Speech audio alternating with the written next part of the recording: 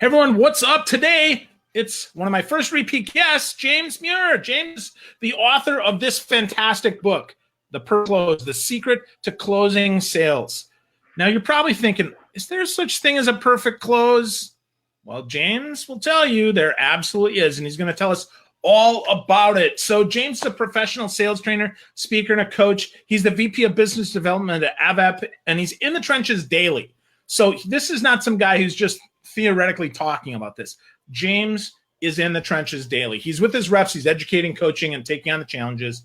And though when you see him, you'll be like, really, for 3 decades? But yeah, for over nearly 3 decades, James has performed in every sales role. His guidance comes from experience and the best school there is for sales, Hard Knocks. And again, he's the author of The Perfect Close. So yes, Virginia, there is a Santa Claus, and according to James Muir, there's a perfect close. So what's up, buddy? How are you, James? Hey, Phil, thank you for having me back on your show. It's great. Yeah, absolutely, man. So what's shaking in Utah, man? What's going on out there? You know, you wouldn't even know I live in Utah. I spent the last week in Houston talking to Houston Methodists out there. So I can tell you this: it's not quite as humid here in the mountains of Utah as it is in Houston, Arizona. So it's nice. Yeah. Cool. Good. So first, you gotta dispel this myth, James. There's a perfect close, man. What the heck is this? I am going to share with your audience the absolute best practice in closing today. I mean, it's just 2 questions. There's no pressure. It's non-confrontational. Every person, whether they're in sales or not in sales, can appreciate using it and feel like they can use these questions without any pressure whatsoever. And so if you've had any resistance or any concern about coming off as salesy or pushy at all, this completely solves that problem. So, and I've used it for, like you said, I've been in sales for 30 years. I've probably used the perfect close for 20 plus years of that. And in fact, I was just talking to the CFO of Muir Herman 3 days ago, and I used it then. So it's just, it is, once you learn it, you'll never use another method. There's no reason to memorize like 100 different closes. You just need to learn one close that has a couple questions that you can use in every single situation, and that's really what the perfect close is. Wow. So 2 little questions. So you said you just used it 3 days ago, but you've been developing it 20 years. So tell me about some of the closes, James, that you've seen that are kind of hokey, that people think, yeah, I hate doing that, but you want to buy a pen, right? Like talk to me about some of those terrible closes that you've seen. I should, if I could move my camera, I would show you. I have a bookshelf here full of if there's a book on sales or and closing out there, I bought it and I've read it. And so I someday I will put up a wall of shame that lists all of these ridiculous closes. There is one that's called the "What Would Jesus Do?" atomic bomb close, and it is just and no disrespect to the people that are in the timeshare business, but a huge percentage of these super manipulative closes actually come from the timeshare world. And the reason for that is that they get you to come in. Very often they're giving you some kind of an enticement. They'll give you a free dinner or whatever, but you have to listen to their pitch, and they know that it's a very large ticket item, and they got one shot at getting you there. So they are happy to turn the screws in any way possible to do that. And they are so dysfunctional, so highly manipulative. And here's the thing, by the way, statistically, 50 to 90% of all sales encounters end without any advance or any close being done whatsoever. So hold on. What, 50%? James? No, 50 to 90. It depends on the industry. Holy crap. So if we just took all the sales meetings that took place today all across the country, more than half, probably 75% of them, nobody is asking for an advance or to move forward with the sale in any way. That's not happening. And if you ask me, just as an observation, the problem of people not asking at all is really a much bigger problem than asking in the wrong way. But if you told me, you said, hey, James, why do you think nobody's asking? I'll tell you why. And that's because all of the closes that are out there that people learn, they're all manipulative, and they make you feel scummy when you use them. And so they're uncomfortable. And because people aren't comfortable and they can't come up with can't think of a good, well-intentioned way of advancing the sale, they just don't do anything. And so that's the reason that most sales meetings end without any advance happening whatsoever, is because people don't know what to do. So hopefully, maybe by the end of this, by the end of our interview here, everybody on this call or just watching this show will know exactly how to solve that problem. They'll know exactly what to ask. Wow. So 50 to 90%, and yet there's volumes of books written about closing, and yet they don't know what to do. I mean, James, is it that they don't know what to do, or that they realize that it's just sometimes it's just slimy, or do they think that that a close only is a sale? I mean, talk to me about that a little bit. All right. Well, I manage my own teams, and I've managed my own teams for a lot of years. And what I can tell you is it boils down to two things. You've got skill or will. So skill is I don't know how to ask. Okay. And as a manager, that's really the best problem to have. If your sales rep doesn't know how, well, then it's easy. You just teach them the right way and you're good to go. Right. So that's the one we hope for. Will is a different issue. Will is where they don't want to ask, or they can't make themselves ask. And like I said, the root cause of that in most cases is that people have never been taught a way to advance the sale that's in alignment with their personal values. That's the problem. Salespeople really aren't afraid of asking for the sale. What they're afraid of doing is damaging the relationship with the customer. So if you can help them advance the sale in a way that's helping the customer, not pressuring the customer, then there's most of the hesitancy around asking for an advance or for a sale or a close, however you want to phrase that goes away. So that's it. That's basically there's skill and will. Skill's easy. We just teach you how to do it. And then will is sometimes it's more fundamental than that. But in most cases, what's happening is they believe some part of sales isn't in alignment with how they see themselves and their personal values. And once we explain to them that, like I'll give you an example. I just taught a rather large company. All of their account managers have transitioned from being just straight service people to carrying a quota. And when I went out there to go teach them, I realized in the first few minutes that this is going to be a hard workshop, because they all were saying things like, oh, I've gone to the dark side. How can I help my customers when I've got my hand out asking for money? And so I had to basically change the whole structure of the workshop so we could spend our first couple of hours realigning their mindset, because what they don't understand, and what usually solves this problem, is understanding that selling is actually serving, right? We're helping the customer. And so every customer is engaging us because they're trying to accomplish some kind of goal, right? And they get there on their own, they wouldn't be talking to us. What we can do is, if we can, who of us wouldn't like to have a coach that would help us move forward in a way that we're comfortable with whatever kind of goal that we're seeking, whether we're an athlete or we've got weight loss goals or whatever it is. We all want to have that coach. Well, that's what we need to be as salespeople. We're just coaching them on how to take each of the little steps forward to accomplish the goal that they're looking for. Once you get that selling is serving and you're actually helping the customer, you're not hurting the customer by selling to them, then all that hesitation goes away. And that's what happened for this group. At the end of our couple days together, they had totally turned around and they were very excited about going out and helping their customers. But it's when we see ourselves as trying to manipulate, or we're trying to pressure, or we're trying to take from the customer. Well, yeah, honestly, if that's your intent, you probably should hesitate, right? But once you get your head in the right place, you realize you're just helping people out. Well, then selling becomes a whole lot easier, right? And it's no different than you would help somebody across the street if they needed help across the street. We're just helping them get to what their goals are. So you're acting more like a coach. It's really more about leadership, really, than it is about selling. Wow, more about leadership. So that kind of plays into Deb Calvert's new book, right? I mean, that's her whole thing, right? Stop selling, start leading. Hugely so, and I just absolutely love that book. I'm in my third reading of that book right now. And so if salespeople will embrace that paradigm that she is given there, and that's a data-backed paradigm about how people want to buy, if they will embrace that, well, they're going to find that not only are they way more successful, but they're enjoying the process themselves better, and then the customer's enjoying the process better too. So, and there's just 5 simple things you got to learn from that book. Boy, that's just such a great book. Yeah, absolutely. I love that book. So Nicole Holland is on with us today, James, and she says that you are brilliant, man. She says you've helped her so much with sales. So good work, man. Good work. Nicole is awesome. So what can I say? She doesn't need too much help from me. She's fantastic. Very cool. So, yeah, so we're bringing all the people here. Dan Frost is on. So, hey, Frosty, what's up, buddy? Glad you're here. He's a big fan too, James. So you brought all your friends with you. Thank you. Well, that's awesome. Thanks for being on here. Yeah. Well, Yeah. So answer the question or two. yeah. If you have questions, folks, drop us a note here. We'll be happy to answer them live. We're going where the conversation is going to take us. Morgan Harrell's on, so Morgan's clapping for us. Thank you, Morgan. I'm glad you're here too. So James, if we're not going to manipulate and we're going to serve, and we really feel that's what sales is about, we've got that mindset now.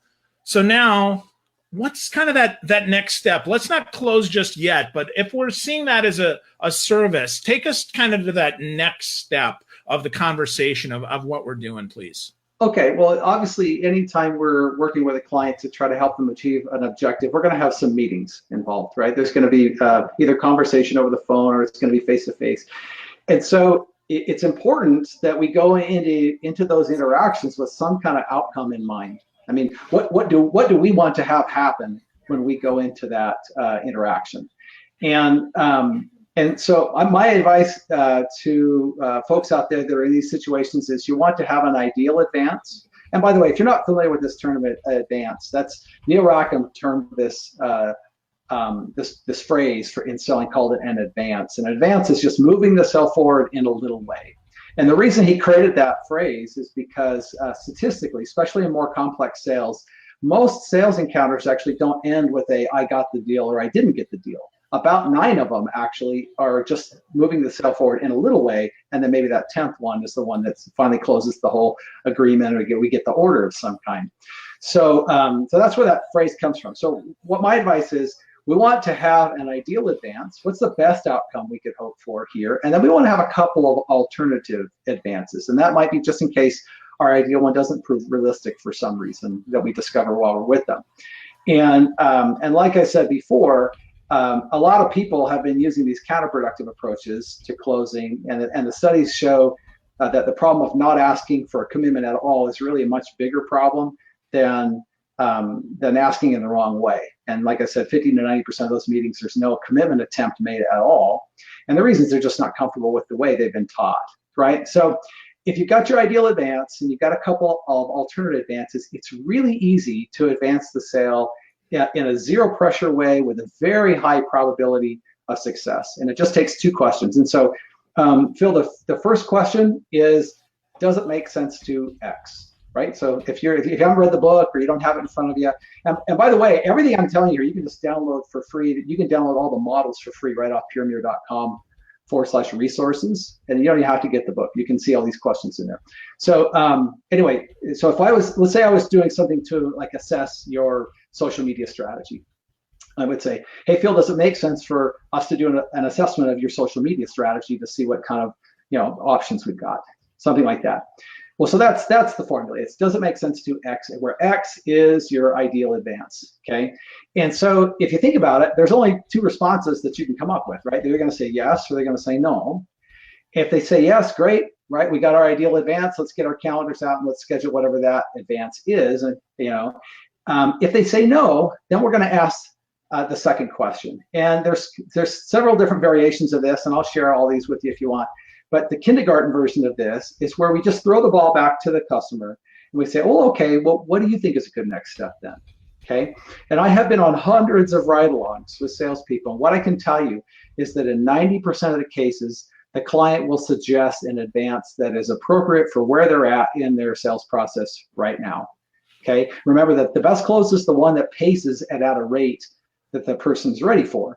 It's when we start to push it faster than they're ready for it, that's when it starts to feel like pressure to them, right? And we don't want to do that. So asking them, throwing the ball and say, hey, what's a good next step then? Well, that's going to always make sure that they're comfortable with the pace that we're moving forward. And that's kind of one of the key things the perfect close does, is it either moves as fast as they want to go or it moves as slow as they want to go. We're correct pacing it, okay? So, and like I said, by getting it that way, it feels emotionally much better to the customer. They also feel like they're more in control, right? So again, the approach is very simple and non-confrontational. So that's the basics of it, okay? Now there's several different variations of this. And you're a social media guy here, so maybe a way to apply this to social media would be maybe just to remind everybody that the goal of social media is not to sell with social media, right? So social selling is kind of a misnomer. We want to get engaged, but at that early part of the buying cycle, but we want to take that call, or that we want to take that connection into a real conversation like you and I are having right now as fast as we can, right? So in that context, the offline meeting is the advance that we're looking for, right? And so with all that said, all these variations that I'm going to share with you, they all apply in social media as much as they would apply to any other context or channel, right? So, we're going to ask them if it makes sense to schedule a brief conversation. If they say yes, then we schedule it. If they say no, then we just ask them what's a good next step, right? So you're getting the pattern. Let me kind of juice it up for you, because in my experience, this one thing will get you you'll be moving forward every time you meet with a client, like 95%. So how do you get it up to that high percentage of a ratio? The first is, again, you got to think a little bit, what's a logical advance? We don't want to ask for an advance that's ridiculous, because then so giving a little thought to what we ask for makes a difference, right? And that's why we have 3 of them. So let's talk about the other way. So there's one called a fallback, okay? And in fact, you can actually just juice up your initial question. So some people, they haven't bought a lot of stuff that's maybe in what you're doing. So they're not very experienced in making this kind of a purchase.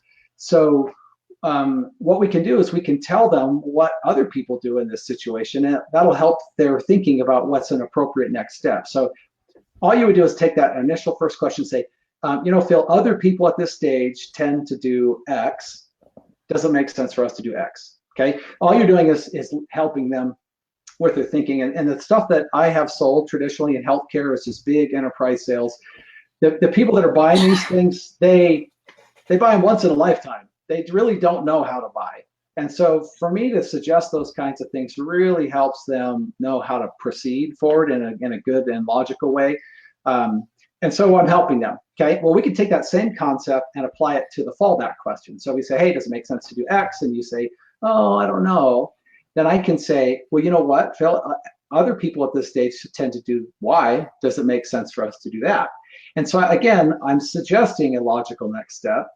And then asking them if it makes sense. And then if they say no to that, we can throw them the ball again and say, hey, well, what do you think is a good next step then? Okay, so, and by the way, there's no limit to the number of fallbacks you can do. I wouldn't do more than 2 where you're suggesting something, because it'll start looking pushy or self-serving. But the funner one is the add-on, right? So if I ask you, hey, does it make sense for us to do an assessment? And you say, oh yeah, that sounds like a good idea. Well, then I say, well, okay, other clients at this stage, they also sometimes do this other thing. Does it make sense for us to schedule that too? And then you go, oh yeah, that's a great idea. Okay, and it's all right. Well, sometimes they also do this third thing. Do you want to do that too? And what this does is it lets us keep adding on. And again, that's why we want to have our ideal advance in those couple of alternatives, because we can tack them on at the end. And I had this one account that we worked with in Arizona, where I went down there. We didn't even think we were presenting to the right people, and so our goal was just to present to the right people. So does it make sense for us to schedule a demo with these other guys? And the guy says, yeah, absolutely. You go, okay, wow, great, got our first one. I look at my list, see what's on the next thing on the list, and the thing on the list is to see if we can get our technical teams to talk to each other. So I said, well, does it make sense for have our technical teams talk to each other and see if we can use all of your existing equipment and everything? And the guy says, yeah, that's a great idea. And I'm like, oh, all right, 2 for 2. I look at my third one. I say, well, all right, well, sometimes people want us to take a look at their data to see if we can convert it and how much we can bring over. Does it make sense for us to do that? The guy says, yes, absolutely. I'm like, wow, I'm spent. I got 3 out of 3. And so at the end of the add-on, which is the variation we're talking about, what you do is you throw them the ball. You say, are there any other logical steps we should be taking or looking at right now?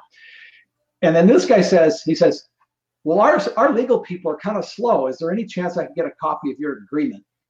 And I'm like, holy smokes. Yeah, of course, right? But I got to tell you, I would have never believed in all my days that we could have walked in that initial meeting where we didn't even think we were presenting to the right people, and I could have gotten an agreement out of it, right? And so that just shows you how doing it this way paces it at whatever level they're ready to go. If we need to throttle back, then we're throttling back at the rate they're ready to go. If they're ready to go faster, like this guy was, then we can go all the way to the point where we're sending them a copy of the contract.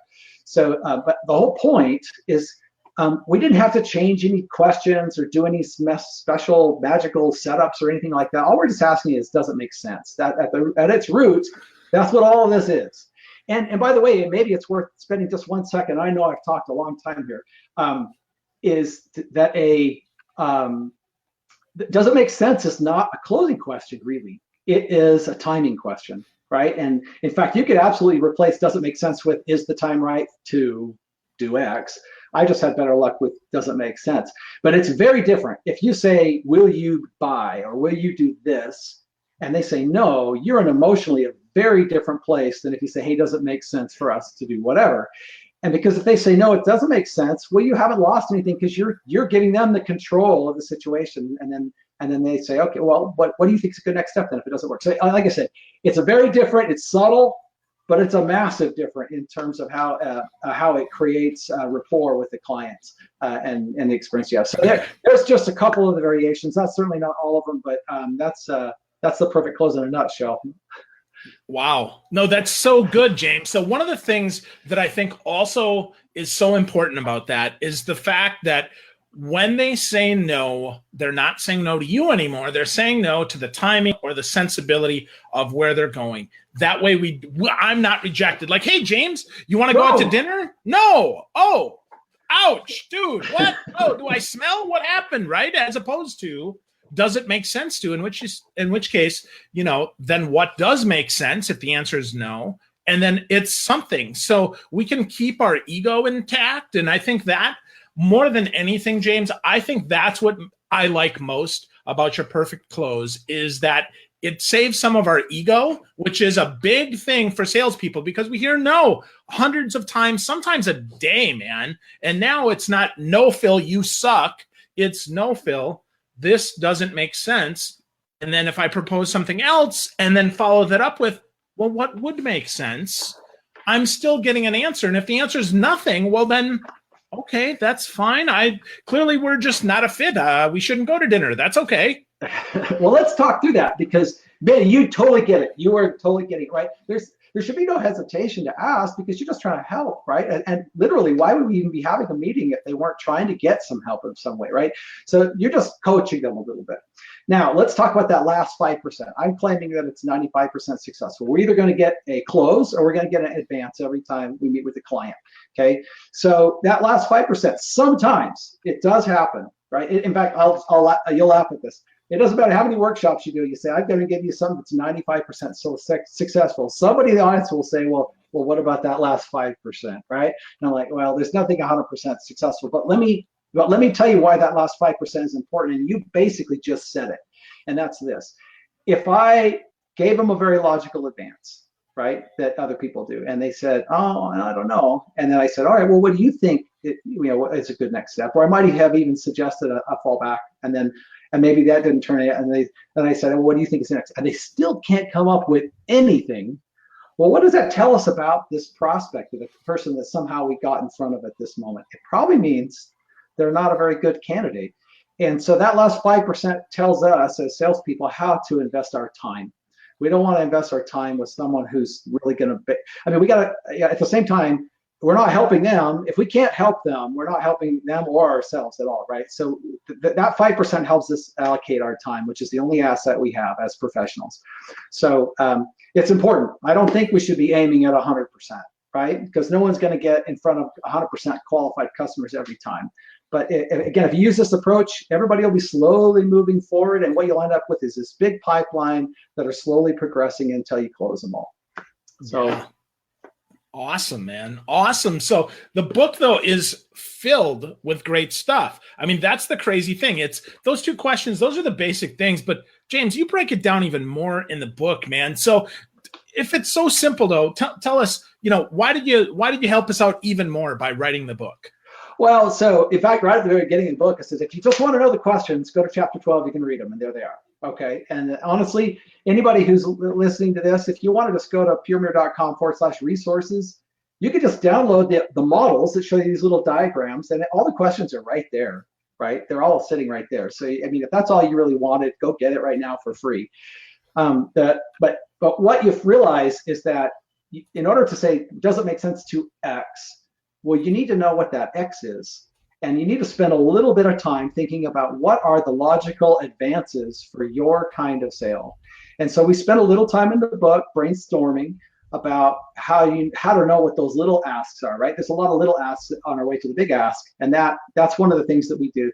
The other thing, which we cover both at the very beginning and at the very end, is that intent matters more than technique. I can teach you the technique, right? But if you come in with what I call commission breath, right, where the customer can tell that you really aren't trying to help them, but what you're really trying to do is serve yourself. You're trying to make some money off of them.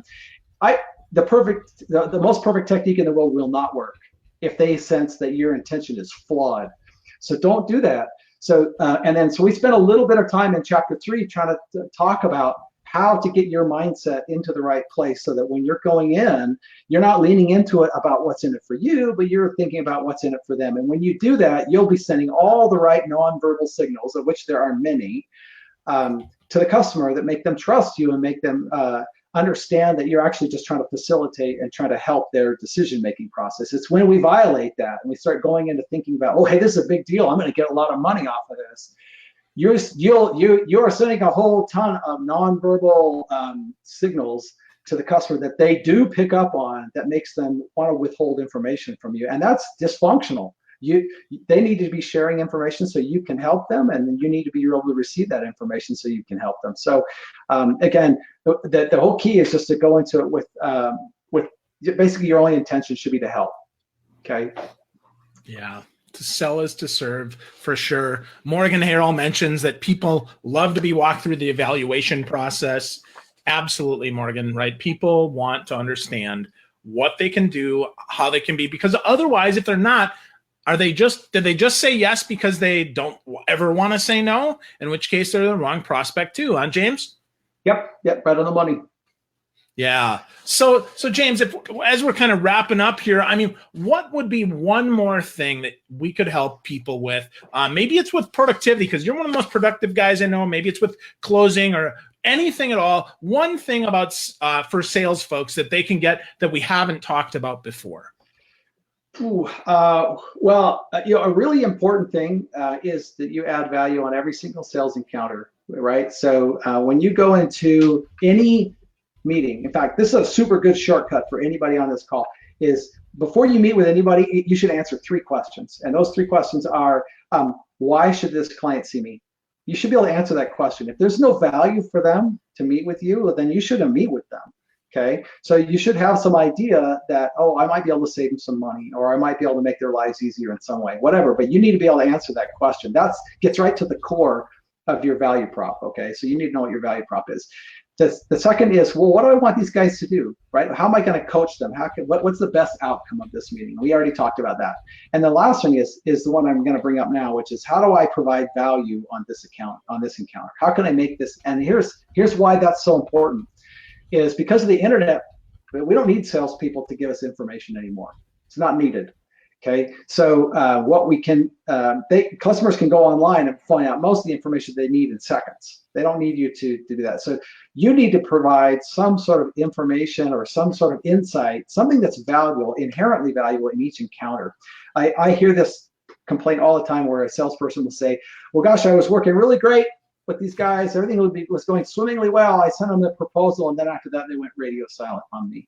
Okay, and what I can tell you is, and sometimes, and what the salespeople think is they think, oh, well, my price is too high, but that's not really the case. What's happening in most cases is that the salesperson has not been providing value all along the process, and so the customer thinks the last useful piece of information that they could get from you has been obtained, and so there's no reason to talk to you.